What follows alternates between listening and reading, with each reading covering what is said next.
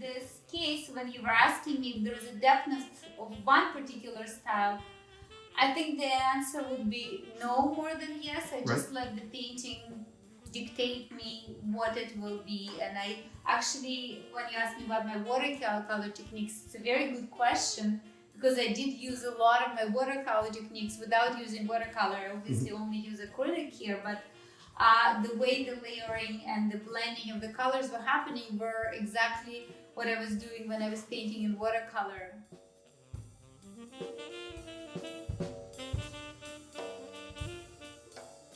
You're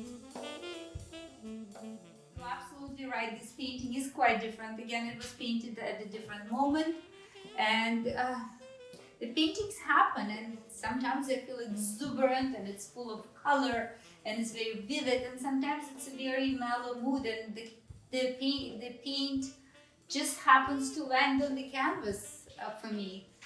Probably that's the best way to explain it. So it was one of those mellow moments, and yet as I was painting it, I was, I think, getting more excited because the foreground happens after I do the background, and you can see the progression of the work and how the progress of it is this little, they're not even lily pods. I don't quite know what they are. Sometimes I see different things in them, but they just were happening.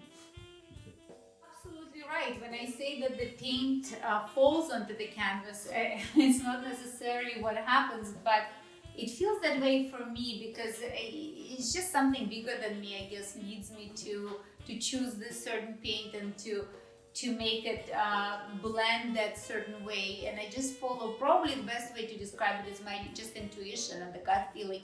But it certainly comes from the years of doing different things and experimenting with different things. So in my gut, I do know what will happen and how paint will react.